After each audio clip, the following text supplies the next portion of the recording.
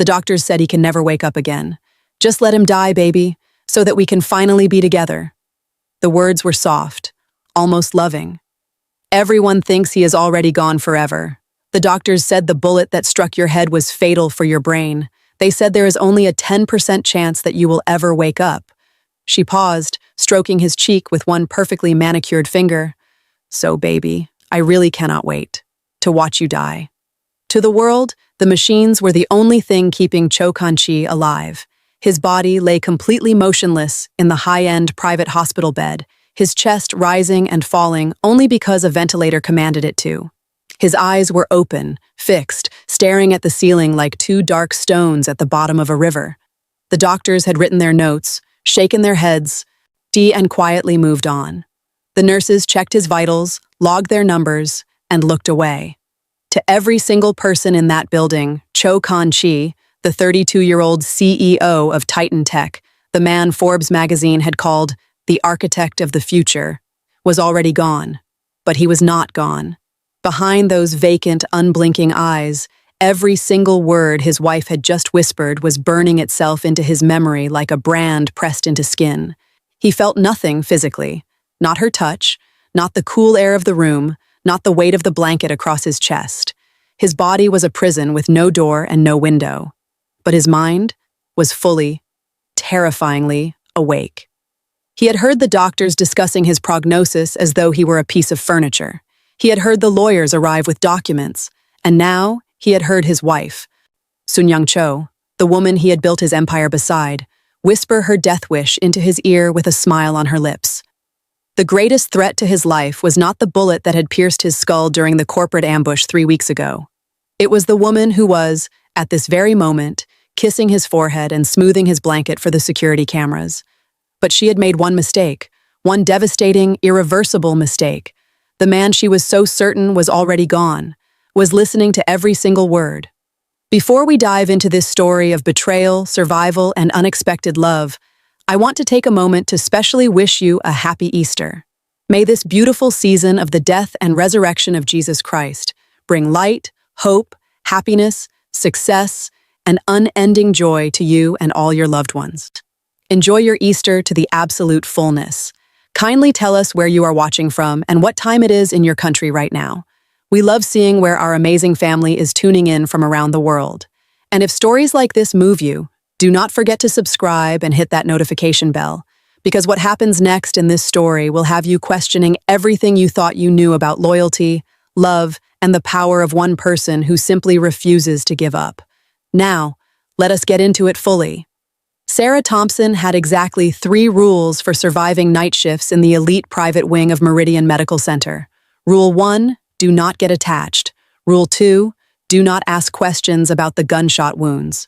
And Rule 3, the most important rule of all, do not make eye contact with the men in expensive suits who arrived with more security than a visiting head of state. Tonight, she was about to break all 3. Room 1945, said Patricia, the charge nurse, sliding the medical chart across the station desk without making eye contact. Private patient, around-the-clock specialist coverage. You are his night lead. Sarah picked up the chart and scanned the cover page. Cho Kan-chi, 32 years old, male, gunshot wound to the head, severe traumatic brain injury, induced coma, now transitioning, corporate contracted specialist care. She had been hired 3 months ago by Titan Tech's executive health program as a neuro-rehabilitation nurse specialist, one of only a handful in the country trained specifically in brain injury recovery for high-profile patients. She had seen difficult cases before, but something about the weight of this chart felt different. How many men outside? Sarah asked quietly. Patricia lowered her voice. 6 in the corridor, another 4 in the waiting area downstairs. Hospital administration is sweating through their shirts. She pushed her glasses up and looked at Sarah directly for the first time. Just keep him stable, monitor his neuro-responses, and Sarah... She paused. Whatever you see in that room, whatever you hear, you did not hear or see them. Sarah exhaled slowly, picked up the chart, and walked. And the corridor leading to room 1945 felt colder than the rest of the floor. The men stationed outside were not hospital security. She could tell immediately. Their posture was too disciplined, their eyes too sharp, their suits too well fitted for a building that usually smelled of antiseptic and bad coffee. They scanned her from head to toe before she had taken 3 steps toward the door. The tallest one moved to block her path. He had sharp cheekbones, close-cropped hair, and an expression that could freeze warm water solid. His name badge read, Min Jun, Head of Executive Security. Identification, he said. Not a request, a command. Sarah held up her hospital badge and her Titan Tech contractor credentials without flinching. Sarah Thompson, neuro-rehabilitation nurse specialist. I am his night lead. Min Jun studied her badge for a long moment. Then he studied her face. Then he stepped aside, but only slightly. You will report any changes in Mr. Cho's condition to me directly, he said, his voice dropping half a register. Before the attending physician, before administration, to me first. I will report to my medical supervisor and the attending, not you, Sarah replied calmly, because she had not spent 7 years building her career to let anyone, regardless of how many men they had in a corridor, override her clinical judgment.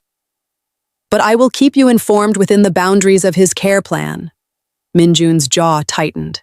For a moment, something shifted behind his eyes, something that was not authority or aggression, something that looked, briefly, like grief. He is like my brother, he said quietly. Please, take care of him. And just like that, the wall came down. Sarah looked at this intimidating, immovable man and saw something she recognized, the particular exhaustion of someone who had been holding themselves together through sheer willpower for weeks, terrified of the moment they could no longer hold. I will, she said, and she meant it. Room 1945 was dim and quiet, the only sounds the soft, rhythmic beeping of the heart monitor and the steady mechanical breath of the ventilator. Sarah set down her bag, pulled on her gloves, and approached the bed. Cho Kan-chi lay perfectly still. He was younger than she had expected.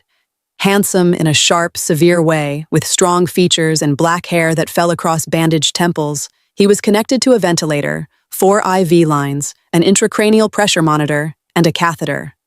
Enough equipment to fill a small aircraft cockpit. Sarah began her assessment the way she always did, by talking. It was a habit that had started long before nursing school. When her younger brother Daniel had spent 4 months in a rehabilitation ward after his accident, the nurses who spoke to him, who treated him like a person rather than a diagnosis, were the ones who had noticed the small changes first. Sarah had watched and learned and never forgotten. Good evening, Mr. Cho, she said, checking his pupil response with her pen light. My name is Sarah Thompson, and I will be your specialist for the night shift. I know you cannot respond right now, and that is perfectly fine. I will do enough talking for both of us. She moved efficiently and methodically, checking his intracranial pressure readings, reviewing his ventilator settings, assessing his muscle tone with careful, practiced hands. Everything was holding within acceptable ranges, stable but fragile, like a building standing after an earthquake, upright but cracked in places no one could yet see. Then she noticed his eyes. She had seen hundreds of unconscious patients in her career. Most kept their eyes closed or showed the dull, rolled-back gaze of deep sedation. But Cho Kan-chi's eyes were partially open, and they were fixed, not rolled, not drifting. Fixed, staring straight ahead with a stillness that felt less like unconsciousness and more like concentration. Sarah paused. She passed her hand slowly across his field of vision. No tracking, no blink reflex, no response. She made her note. Eyes partially open, and no visual tracking observed, and moved to the window to update his chart in the system. The room was quiet. The monitors beeped. The ventilator breathed. And then, in the dark reflection of the window glass, she saw it. His eyes had moved. Not much, not dramatically, just a slow, deliberate shift. From the ceiling to the place where she was standing. Sarah stood completely still, her fingers frozen above the keyboard. Her pulse climbed. She told herself it was a reflex. She told herself it was involuntary muscle movement, a neurological echo, completely normal in severe brain injury cases. She told herself that. But the look in those eyes was not the look of a reflex. It was the look of a man who was waiting to be found. The drive home was something Sarah Thompson could not fully remember afterward. She had sat in her car for 11 minutes in the hospital parking lot before she even started the engine. She knew because she had watched the clock on the dashboard without seeing it, her mind still locked inside room 1847, replaying the image over and over again.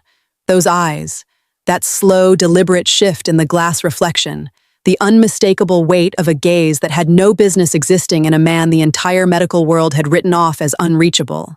By the time she got home to her small apartment, her dinner was cold before she even thought to heat it. She pushed the plate aside, opened her laptop, and began to search. Her fingers moved fast, pulling up medical database after medical database. She had spent 7 years specializing in neurological recovery. She knew brain injury the way a mechanic knows an engine. But what she was looking for now sat at the very edge of everything she had been trained to recognize. She typed 2 words into the search bar and pressed enter. Locked-in syndrome. The results loaded, and Sarah read every single one. It was a rare and devastating condition, most commonly caused by severe trauma or stroke to the brainstem. The motor cortex, the part of the brain that controlled every voluntary movement in the body, was destroyed completely. But the cognitive centers, the parts responsible for thought, memory, emotion, and awareness, remained entirely intact. The patient could not move, could not speak, could not signal distress in any way that the untrained eye would notice. But they were fully conscious, fully present, fully experiencing every single moment as it happened around them. Trapped behind a wall of silence that the world mistook for death, Sarah sat back in her chair and stared at the ceiling. If Cho Kan-chi had locked-in syndrome, then he had heard everything. He had heard his wife lean close and whisper that she could not wait to watch him die. He had heard the team of specialists discuss his permanent brain damage in flat, clinical voices while he lay 3 feet away. He had heard every conversation, every decision, every cruel word spoken in that room over the past 3 weeks, and he had been completely unable to respond to any of it. The thought made something cold and furious move through her chest. She thought of her brother, Daniel. She thought of the 4 months he had spent in a rehabilitation ward after his accident. Even when he was 17 and she was 22 and had not yet started nursing school. She remembered sitting beside his bed every evening, talking to him, about their mother's cooking, about the football matches he had missed, about nothing important at all, while the other staff moved around him efficiently and impersonally, treating him like a chart to be updated rather than a person to be reached. She remembered the day a senior nurse had pulled her aside and said gently but firmly, "He cannot hear you, sweetheart. You need to prepare yourself." She remembered being absolutely certain that nurse was wrong. She had been right. Daniel had heard every word. When he finally recovered enough to communicate, the first thing he had told her was that her voice had been the only thing that made the darkness feel survivable. Sarah closed her laptop, lay down on her bed fully clothed, and did not sleep for a single hour. She arrived at Meridian Medical Center 15 minutes early the following evening. The private wing felt exactly as it always did, hushed, expensive, and faintly electric with tension. Min-jun was at his post outside room 1945, standing with the rigid stillness of a man who had decided that exhaustion was not permitted to reach him. "Any changes?" he asked, the moment he saw her. "Nothing flagged on the day shift handover," Sarah said, keeping her voice measured. "But I will be doing my own full assessment tonight. I will update you if anything changes." Min-jun nodded once, his eyes following her until she pushed open the door. Inside, the room was exactly as she had left it, dim, quiet, the ventilator breathing steadily, the heart monitor marking time with its patient, metronomic beep. Cho Kan-chi lay perfectly still, his eyes partially open, fixed on the same middle distance they had occupied every night since his admission. Sarah set down her bag, pulled her chair to the left side of the bed, and positioned herself directly in his line of sight. She did not reach for his chart. She did not check the monitor first. She simply sat down, leaned forward slightly, and looked at him. "Mr. Cho," she said quietly, "I have been doing a great deal of reading since last night, and I need to ask you something very important. I need you to listen carefully because what I am about to say is going to change everything for both of us." She paused. The monitor beeped. The ventilator exhaled. "I think you can hear me," she said. I think you have been able to hear everything this entire time. And I think the reason no one has noticed is because no one has thought to look properly." She folded her hands in her lap. "I am looking now, so here is what I need you to do. If you can hear me, if you understand every word I am saying right now, I need you to close your eyes. Just once. Close them for yes. Silence. 1 second, 2 seconds, 3. And then, with an effort so slow and deliberate it felt like watching someone move a mountain with their bare hands, his eyelids lowered. They held for 2 full seconds. Then they opened again. Sarah's breath left her body in a single, quiet rush. "You are in there," she whispered. "You are really, truly in there."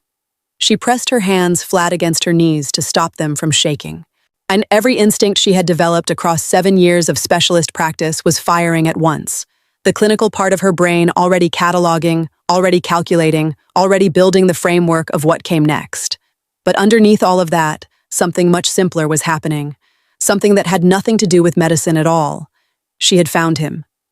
"We are going to establish a system," she said, her voice steadier now, anchored by purpose. "Close your eyes for yes, keep them open for no. That is all we need for now. Can you confirm you understand? Close your eyes for yes." He closed his eyes. "Yes. Are you in pain right now?" His eyes stayed open, wide and steady, and fixed on hers. "No. Have you been conscious since the day you were admitted?"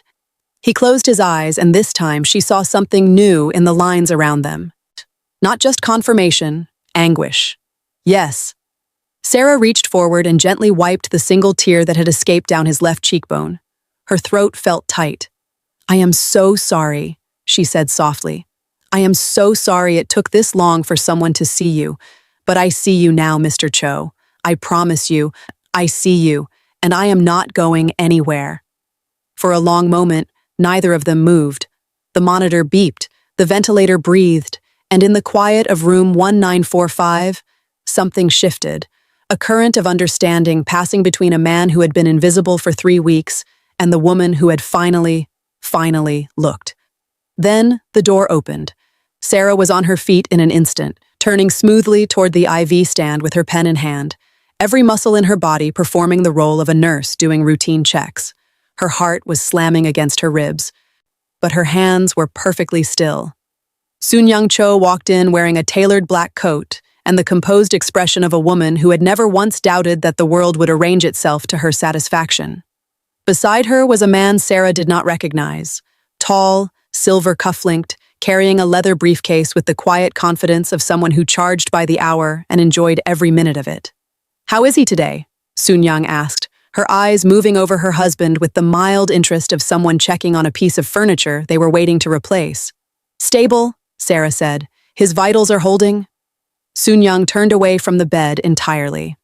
"The board audit is confirmed for Friday," she said to the man beside her, her voice dropping into something businesslike and cold.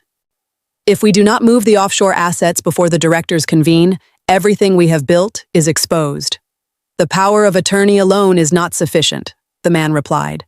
Sarah noted the name on his visitor lanyard, Ji-Hoon Park, Chief Financial Officer, Titan Tech. "We need his digital authorization for the liquidity transfers. Without his verified signature, the share structure stays locked." "He is never waking up," Soon-Young said flatly. "The lawyers are finalizing the advance directive this week. Once he is officially released from life support, the estate transfers to me automatically. We simply need the 10% chance to become 0 before Friday." Sarah stood at the window, her back to them, her eyes fixed on the dark glass. In the reflection, she could see all 3 of them, Soon-Young and Ji-Hoon standing over Kan-Chi's bed, ice discussing the mechanics of his murder with the brisk efficiency of a quarterly earnings call. And she could see Kan-Chi, lying perfectly still, hearing every single word. "What about the security detail?" Ji-Hoon asked quietly. "The tall one. He does not leave." "Min-Jun is manageable," Soon-Young said, smoothing her coat. "He trusts the medical team. Once we obtain the transfer signature and arrange the move to the private facility in Geneva, it will all be handled quietly, exactly as we planned." They stayed for 9 more minutes. Then they left, and the room filled with a silence that felt like the aftermath of something toxic. Sarah crossed back to the bed immediately. She looked into Cho Kan-Chi's eyes and saw something she had never seen in a patient before. Not fear, not confusion, but a cold, contained fury. The fury of a man who had just heard in precise detail exactly how the people he had trusted were planning to bury him. "You heard all of that?" she said. He closed his eyes. "Yes." "Ji-Hoon Park is helping her steal Titan Tech." "Yes." Sarah straightened slowly, her mind already moving 3 steps ahead.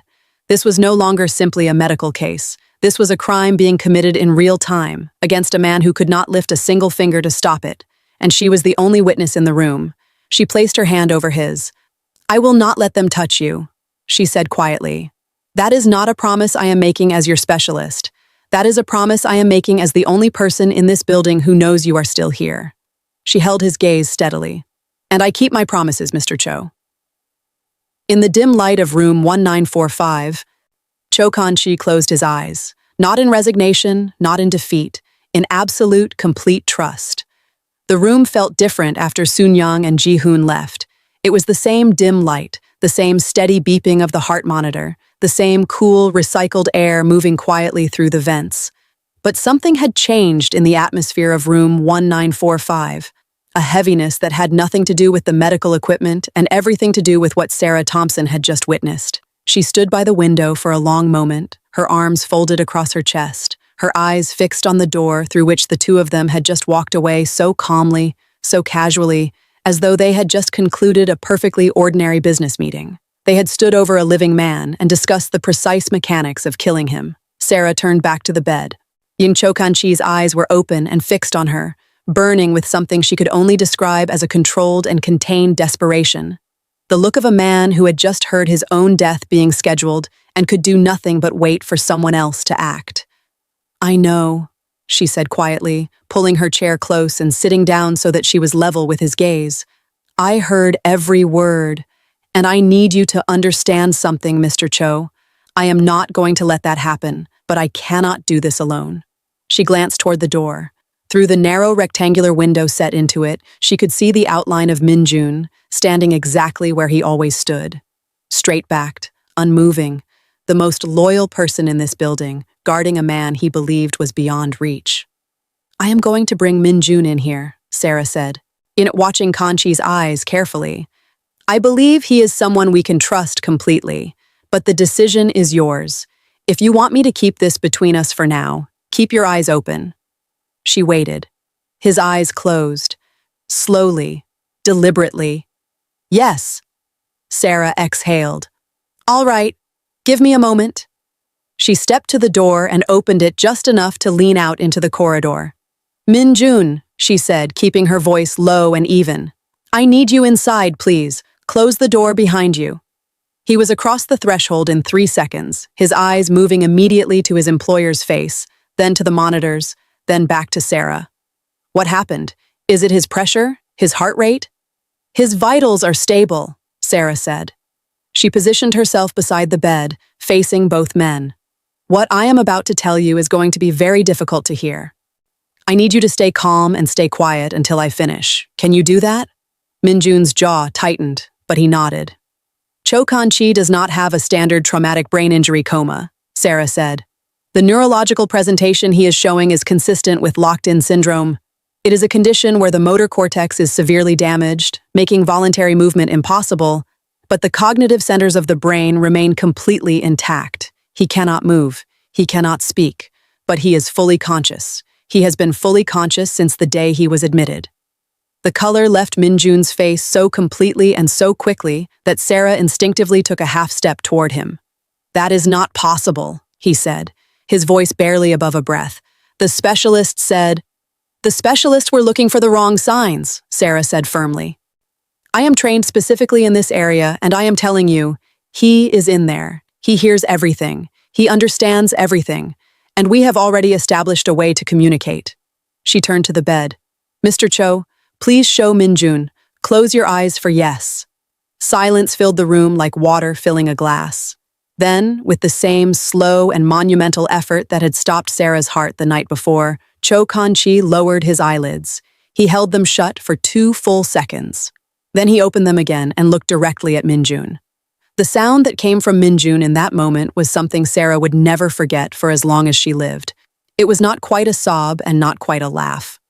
It was something that existed in the space between the two, a sound that belonged to a man whose grief had just been turned inside out and handed back to him as something entirely different. He crossed to the bed in 2 strides and took his employer's hand in both of his head dropping forward. "Brother," he said, his voice cracking completely open, "I thought I had lost you. I have been standing outside that door for 3 weeks telling myself I was protecting you, and all this time you have been in there, alone." He looked up and his eyes were wet. "I am so sorry. I am so sorry I did not find you sooner." Cho Kan-chi closed his eyes. Yes. And then, with what Sarah was learning to read as the particular softness he reserved for moments that moved him, he opened them again slowly, not with the sharp, burning intensity of anger or urgency, but with something quieter, something that said simply, I know you are here now." Sarah gave them 30 seconds. Then she straightened, because the clock on the wall said 1:17 in the morning, and there was no time for anything that was not essential. "We need to talk about what I heard tonight," she said. Min-jun raised his head, and the grief on his face hardened into something colder and more focused. He listened without interrupting as Sarah relayed every word of the conversation she had overheard. Soon-young's instructions about the offshore assets, Ji-hoon Park's requirement for a digital signature, the advanced directive the lawyers were finalizing, the private facility in Geneva where Kan-chi was supposed to disappear quietly before the board audit on Friday. By the time she finished, and to Min-jun's expression was something Sarah could not fully name. It was not simply anger. It was the specific, lethal stillness of a man who had spent years learning to keep violence contained inside his body, and was now deciding very carefully what to do with it. "I knew Soon-young was cold," he said, low and controlled. "I never once trusted Ji-hoon Park, but I did not think even they would move this fast." He looked at Kan-chi. "Is it just the two of them? Is anyone on the board involved?" Kan-chi kept his eyes open. "No, just Soon-young and Ji-hoon." He closed his eyes. "Yes." Min-jun nodded once, slowly. "Then we contain it." He looked at Sarah. "What do you need from me?" "I need you to quietly reach out to someone in the Financial Crimes Division," Sarah said. "Not through the company's legal team. They may already be compromised. Someone external, someone who can begin building a case from the outside while we protect him from the inside. Can you do that without alerting Soon-young or Ji-hoon?" Min-jun looked at her for a long moment. Then, for the first time since she had met him, the corner of his mouth moved, not quite a smile, but the closest thing to one she had seen on his face. "I have a contact," he said simply. "I will handle it tonight." From that moment, the three of them worked in quiet, disciplined coordination. Min-jun returned to his post, but was no longer simply a guard. He was a sentinel with a purpose, personally verifying the credentials of every staff member who set foot on the floor, logging every visitor, noting every face he did not recognize. Sarah, for her part, began documenting everything, every irregularity in Kan-chi's chart. As every visit from Soon-young or Ji-hoon logged with timestamps and exact words where she could recall them. She was building a record, careful, factual, and thorough, that could not be dismissed or explained away. And in the hours between the documentation and the monitoring, she talked to him. She read him the latest Titan Tech market analysis, watching his eyes for the small reactions she was learning to read. A slight narrowing when something concerned him, a deliberate slow blink when something confirmed what he had already suspected. She told him about her brother, Daniel, and the 4 months in the rehabilitation ward, and how that experience had shaped every career decision she had made since. She told him quietly that the reason she noticed things other specialists missed was because she had once sat beside someone she loved and refused to stop looking until she found the proof that he was still there. Kan-chi listened to all of it, and in the way his eyes softened at certain moments, not the burning intensity of the man fighting for his company, but something gentler and more private. Sarah understood that he was not simply receiving information. He was receiving her. It was just after 3 in the morning when she ran the routine check on his blood panel from the evening labs. She almost missed it. A small fluctuation in his potassium levels, not dramatic enough to trigger an automatic alert, but outside the normal range in a direction that had no clinical explanation. She checked the IV logs. She checked the medication chart. Then nothing in his treatment plan accounted for it. She printed the result, clipped it to the back of his private documentation folder, and looked at him. "Someone has already started," she said quietly. His eyes did not change. He already knew. Sarah pressed her hand over his and held it there. "I have you," she said. "That is not going to change." And in the silence of room 1945, with the clock moving toward 4 in the morning and the board audit less than 72 hours away, Cho Kan-chi looked at the woman who had refused to stop looking for him, and for the first time since the bullet had taken everything from him, he did not feel entirely alone. Wednesday night settled over Meridian Medical Center like a held breath. Outside, the city was still moving. Late traffic, distant sirens. The ordinary sounds of a world that had no idea what was happening on the 7th floor of the private wing. The financial news channels were running their nightly segments on Titan Tech's falling stock prices and the upcoming board audit, their anchors speculating in calm, measured tones about the future of the company. None of them knew that the man at the center of it all was lying in room 1847, fully awake, fully aware, and listening to every word through the small speaker of Sarah Thompson's tablet. Sarah sat in the chair beside the bed, close enough that she could speak quietly without being overheard, her tablet propped on her knee. The room was dim and warm, the heart monitor keeping its steady, faithful rhythm. Over the past 3 nights, or this hour, the deep quiet between 2 and 4 in the morning when the rest of the floor was at its most still, had become something that belonged to both of them. The external legal team Min-jun contacted has started building the paper trail on the offshore transfers, Sarah said, keeping her voice low and even. The financial crimes contact confirmed that the account movements Ji-hoon initiated last Tuesday are traceable. They are moving carefully, but they are moving. She glanced at Kan-chi's eyes. The board audit is in 48 hours. He held her gaze steadily. She had learned, over these nights, to read the small language of his eyes the way a musician reads a score. The slight tension around them when something alarmed him. The slow, deliberate blink that meant yes with emphasis. The particular stillness that meant he was calculating rather than simply listening. Right now, his eyes said, "I know, keep going." "Do you want me to read the full breakdown of the AI encryption project restructure?" she asked. Min-jun managed to get the internal document from one of the board members he still trusts. He closed his eyes. "Yes." Sarah opened the document on her tablet and began to read, her voice quiet and unhurried. She paused at the sections she knew would matter most to him, watching for his responses, adjusting her pace when she saw him processing. It was nothing like any interaction she had been trained for. It was something else entirely. 2 people thinking together in the only language currently available to them. She was halfway through the 3rd page when the door to room 1847 opened. Sarah's head came up instantly. It was 3:17 in the morning. There were no scheduled rounds at this hour, no medication checks, no lab draws, nothing that required anyone to enter this room until the day shift handover at 7.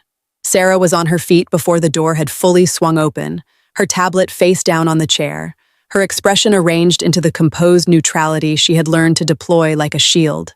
A young woman stepped inside. She was wearing crisp white scrubs and a hospital badge clipped to her chest pocket. She was carrying a small medication tray with a single pre-filled syringe resting in a sterile sleeve. Her movements were practiced and unhurried, the careful performance of someone who had rehearsed looking ordinary. "Good evening," she said pleasantly. "I am here to administer Mr. Cho's updated medication.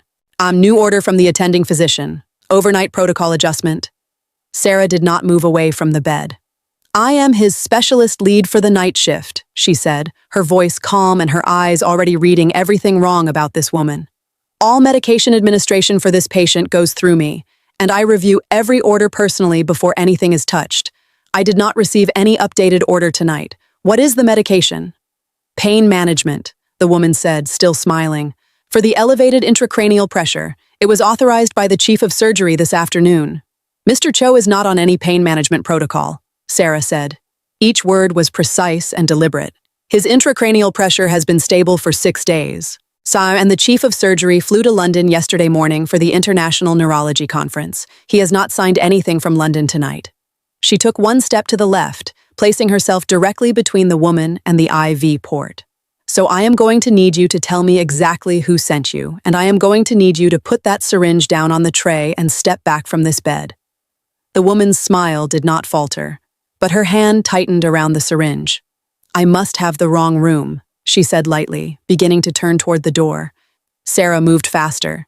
She crossed the room in 4 steps and pressed her back against the door, blocking it completely. Then she raised her voice to the level she had hoped she would never need to use inside a hospital. "Min-jun." The door handle pushed against her back with force. Sarah held her ground for the 2 seconds it took, and then the door swung inward hard as Minjun came through it with the contained, devastating speed of a man who had been standing ready on the other side of that wall for exactly this kind of moment. He took in the room in less than 1 second. The syringe, the woman, Sarah at the door. He crossed the space between them before the woman could take a single step, and in one smooth, efficient movement, she was against the wall with her arms secured behind her and her face turned away from the bed. "Who are you?" he said, his voice dropping to something very quiet and very dangerous. I work here. I am Nurse Lee." "Nurse Lee," Minjun said without releasing any pressure, "is 56 years old, has worked on this floor for 11 years, and has been in Seoul visiting her daughter for the past 8 days. He took the badge from her chest with his free hand and looked at it. "Try that again." The woman's composure collapsed all at once. Her shoulders dropped, her breath came out in a shudder, and she began to sob, not with the clean, dramatic tears of someone performing distress, but with the ugly, broken crying of someone who had just understood that the thing they had agreed to do had gone completely and irreversibly wrong. "She paid me," she wept, $50,000 into a private account. She said he was already dying. She said it would be merciful. She said no one would ever know. "Who paid you?" Sarah said from across the room. She had picked up the syringe from where it had fallen and was drawing a microscopic amount of the clear liquid into a chemical test strip from her kit, her hands completely steady despite the fact that her heart was beating so hard she could feel it in her fingertips. A woman, beautiful, very well dressed. She said her husband was suffering and the doctors had given him no real chance, and she just wanted it to be over peacefully. "Soon-Young Cho," Sarah said. She was not asking. She was reading the result on the test strip. "Potassium chloride," she said quietly. "Concentrated. A dose this size would have stopped his heart in under 30 seconds, and read on the monitors as cardiac arrest. No bruising. No injection mark anyone would think to look for. It's completely undetectable in a post-mortem on a brain injury patient." The room was silent except for the woman's muffled crying and the faithful beeping of the heart monitor. Minjun made a single phone call in Korean, low and rapid. 2 minutes later, 2 members of his personal security team appeared at the door. The woman was removed, still crying, her badge still in Minjun's hand. The door closed. The room returned to silence. Sarah stood still for a moment. Then she walked slowly to the chair beside Kanchi's bed and sat down. Her hands, which had been perfectly steady throughout, began to shake now that there was no longer any reason to hold them still. She pressed them flat against her knees and breathed. "That was too close," she said softly. "They are not waiting for the audit, Kanchi. They are desperate. And desperate people make fast, ugly decisions." She looked at him. "Minjun's contact in the Financial Crimes Division needs to move faster. I will tell him tonight." She looked down and realized that at some point during the chaos, her hand had come to rest on the bed rail directly beside his. She left it there. "I know you cannot feel this yet," she said, "but I need you to know I am here, not just as your specialist, not just as the person standing between you and that syringe." She met his eyes fully. "I am here because you matter, as a person, and that is not something I say to patients." For a long moment, Kanchi simply looked at her. Then his eyes moved, deliberately, unmistakably, from her face to their hands resting side by side and back to her face again. "When you can finally speak," Sarah said, her voice catching slightly on the words, "you are going to have a great deal to say, and I intend to be there to hear all of it." The heart monitor beeped a little faster, and then something happened that stopped Sarah's breath completely. The hand beside hers, the right hand that had not moved voluntarily in 3 weeks, twitched. Not a reflex tremor, not an involuntary spasm. It was slow and labored and unmistakable in its intent. His fingers curled one by one and closed, gently, carefully, with enormous effort, around hers. Sarah stared at their joined hands and could not speak for a full 5 seconds. "Kanchi," she whispered, "you are moving." His eyes found hers, and in them she saw something she had not seen since that very first night in the window's reflection. Not the controlled fury of a man fighting for his company, and not the anguish of a man who had been betrayed. What she saw now was fiercer than either of those things, and quieter too. It was the look of a man who had decided, with complete certainty, that he was going to survive. "Listen to me," Sarah said, leaning close, her voice barely above a breath. You cannot show this to anyone, not yet, not until the audit is over and Minjun's contact has everything they need. If Soon-young or Ji-hoon see any sign of recovery before Friday, they will not send another fake nurse. Do you understand me? His fingers tightened around hers for one brief, deliberate second.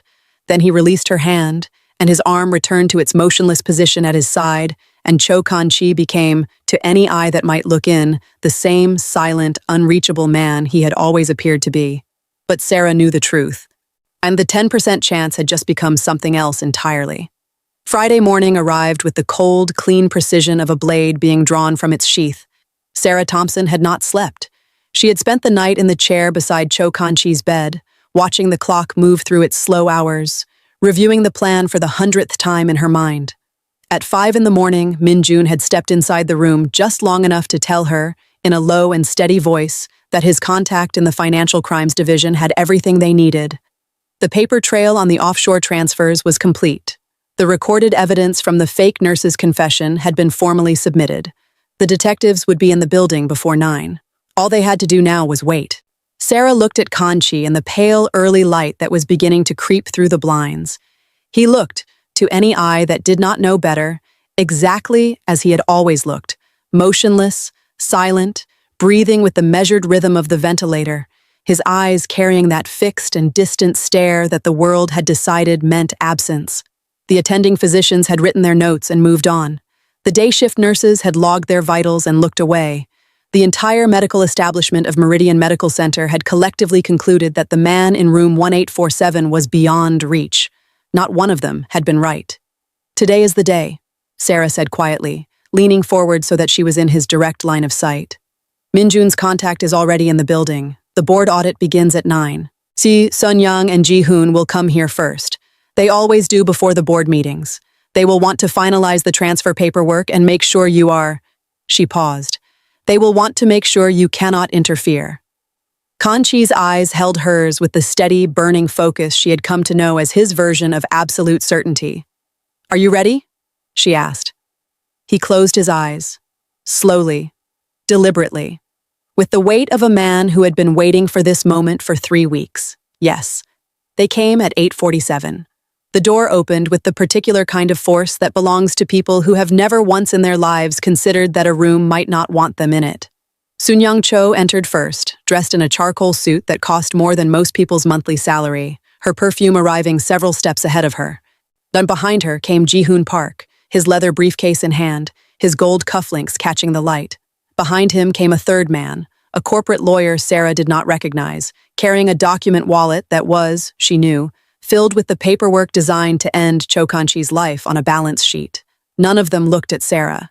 To them, she was part of the room, as unremarkable and ignorable as the IV stand or the visitor's chair. Soon-young walked to the bed and looked down at her husband with the composed, faintly impatient expression of someone inspecting an investment that had stopped performing. She placed one hand on the bed rail. "The board is assembled downstairs," Ji-hoon said to her, checking his watch. "We have a window of approximately 20 minutes before the session opens. Once you countersign the Medical Transfer Authority, I can trigger the Geneva facility admission. The share transfer clears automatically at that point." "And the advance directive?" Soon-young asked. "Filed and ready. The moment he is transferred out of this facility, the life support protocol changes. He will be—" The lawyer cleared his throat softly. "He will be made comfortable." Soon-young nodded once. She reached into her coat and withdrew a slim gold pen. She turned to the document the lawyer was holding open for her and prepared to sign. "You were always in such a hurry, Sun-young." The pen stopped moving. The sound that filled room 1945 in the 3 seconds that followed was nothing. A total, absolute ringing silence in which no one breathed and no one moved, and the heart monitor continued its faithful, an indifferent beeping as though the world had not just shifted completely on its axis. Then Soon-young turned. Cho Kan-chi's eyes were open, not fixed, not distant, fully, sharply, piercingly open, and they were looking directly at his wife with an expression that contained, in equal and devastating measure, contempt and clarity. His right hand moved across the surface of the bed rail with slow, deliberate purpose. His fingers found the nurse call button and pressed it. "I am not," he said, and his voice was rough and fractured from weeks of silence, each word costing him visible effort. but carrying beneath the roughness the unmistakable authority of a man who had built an empire from nothing and intended to reclaim every piece of it. A vegetable. Sun-young stumbled backward. The gold pen hit the floor with a small, sharp sound. But the color left her face so completely that she looked for just a moment like a photograph of herself rather than a living person. "No," she breathed. "No, that is not. The doctors said." "The specialists confirmed." "The specialists," Sarah said, stepping forward from the corner where she had been standing, her voice calm and her posture perfectly straight. "We're working from an incomplete diagnosis. Mr. Cho has had locked-in syndrome since his admission. He has been fully conscious for every conversation that has taken place in this room, every word about the offshore transfers, every word about the Geneva facility, every word about making sure the 10% chance became 0. She looked at Sun-young steadily. He heard all of it. Ji-hoon Park had gone very still. His briefcase was at his side, his hand no longer moving, and his face doing the rapid and unflattering calculation of a man trying to determine how much of what he had said in this room could be attributed to someone else. The door opened. Min-jun entered first. Behind him came 2 people in plain clothes, a man and a woman, both carrying identification that they held open as they stepped inside. Behind them came 2 uniformed officers. "Ji-hoon Park," the woman said, her voice clear and unhurried, "you are under arrest for corporate fraud, embezzlement, unauthorized transfer of secured digital assets, and conspiracy to commit murder. Sun-young Cho, you are under arrest for the same charges and additionally for the procurement of an individual to administer a lethal substance to a hospitalized patient." She looked at the lawyer, who had gone the color of old paper. "Sir, I would strongly recommend you put that document wallet down and call your own counsel." What happened next took less than 4 minutes. Ji-hoon said nothing at all. He simply sat down in the visitor's chair as though his legs had stopped working, his briefcase still in his hand, his face empty. The lawyer put the document wallet on the floor and took 3 steps back. Sun-young, by contrast, did not go quietly. She screamed about fabricated evidence and paid witnesses and the best legal team in the country. She screamed about everything she had built and everything that was being taken from her. She screamed until the officers guided her through the door and her voice faded down the corridor into something distant and diminished. And then the room was quiet again. Sarah stood at the foot of the bed. She realized that she was shaking, not from fear but from the particular physical aftermath of sustained tension releasing all at once, like a cable that has been pulled taut for weeks finally being allowed to go slack. She pressed her hands against the bed frame and breathed. Then she felt it. Kanchi's hand, moving slowly across the blanket, his fingers searching until they found hers, his grip, weak still and trembling slightly with the effort, but unmistakably intentional, closing around her hand. Sarah looked up at him. His eyes were on her face, and the expression in them was nothing like the burning, predatory focus she had seen in the early nights, and nothing like the anguished intensity of the man who had heard his wife plan his funeral. What she saw now was quieter than either of those things. It was the look of a man who had come back from somewhere very far away and who knew, with complete certainty, exactly where he wanted to be. He opened his mouth. The effort was immense. She could see it in the tension across his jaw, in the small tremor of the muscles in his throat. But the words came. "Thank you," he said, rough and slow and weighted with everything that 2 words had never been asked to carry before. "For seeing me." Sarah looked at him for a long moment. Then she did something she had never done with a patient in 7 years of practice. She laughed, a small, quiet, genuine laugh that had nothing professional in it whatsoever. "You are very welcome, Mr. Cho," she said. "Now please rest. You have a company to take back, and you are going to need your strength." His fingers tightened around hers. And for the first time in 3 weeks, Cho Kanchi smiled. 6 months later. The restaurant occupied the entire top floor of a building in the heart of the tech district, its glass walls open to a city that glittered below like a scattered handful of light. It was the kind of place that required a reservation made months in advance, unless, of course, you happened to own the building, in which case the head of service met you personally at the elevator and your table was always ready. Sarah Thompson sat across from Cho Kan-chi and tried, for approximately the 4th time that evening, not to feel conspicuous in the dress he had sent to her apartment that afternoon. It was deep green silk, understated and perfectly fitted, and it had almost certainly cost more than her first month's salary. "You are doing it again," Kanchi said, watching her with that quiet, focused attention that 6 months of recovery had softened at the edges, but not diminished in the slightest. "Doing what?" "Looking at the dress as though it has done something wrong." "It is very expensive," Sarah said. "You saved my life," he said simply. "The dress is the least inadequate thing I have been able to offer so far." He looked well. Better than well, in the honest assessment she could not quite stop making even now, even here. The particular appraisal of a specialist who had watched a man rebuild himself from the inside out. He moved carefully, and there was still a slight asymmetry in the way he held his right shoulder, and the cane leaning against the table beside him was not purely decorative. The bullet and its aftermath had taken something permanent, and he did not pretend otherwise. He called the cane his reminder. Of the lesson, he said, that power without trust was simply a very expensive way to be alone. Titan Tech had emerged from the board audit restructured and, in the opinion of most analysts, stronger than it had been before. The offshore accounts had been recovered, the fraudulent transfers had been reversed. Ji-hoon Park was serving an 18-year sentence. Soon-Young Cho was serving 22, the additional years reflecting the attempted murder charge that the fake nurse's full testimony had made impossible to contest.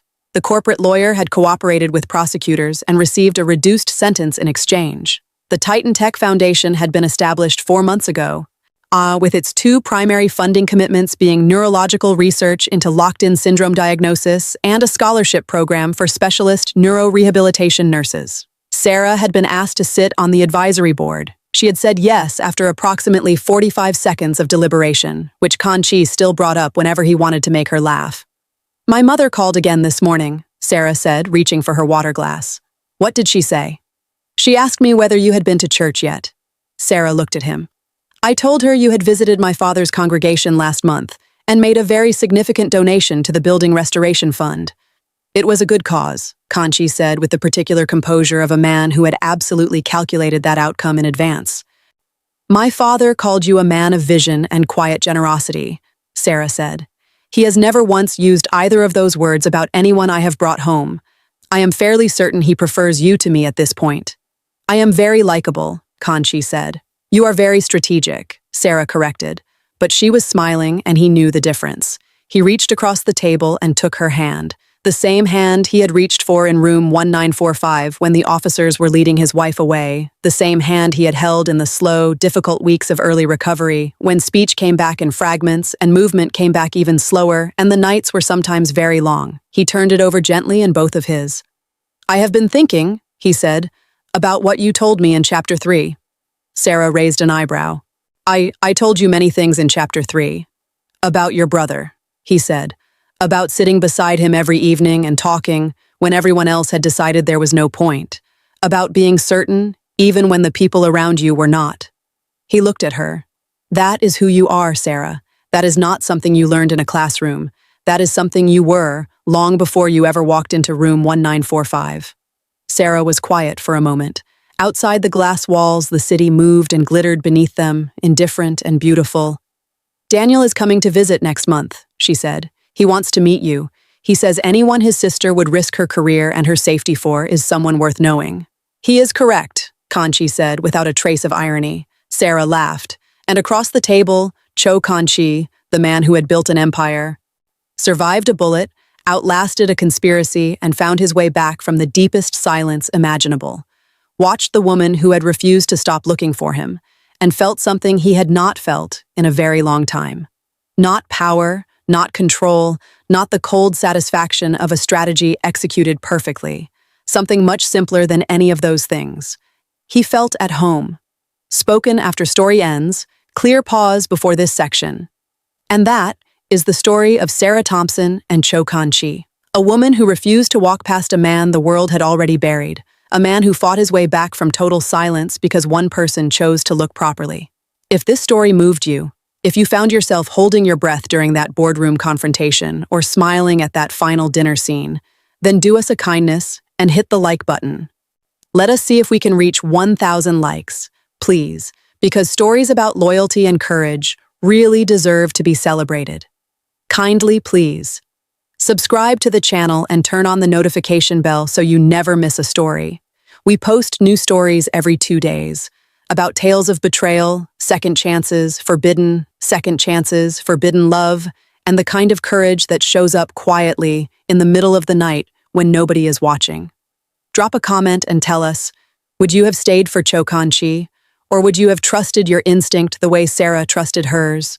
We will read every single comment, and your responses will genuinely shape the stories we will tell next.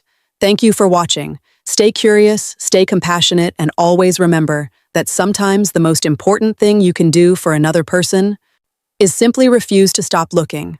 Until next time, stay loved and stay blessed. I love you so much. Happy Easter once again.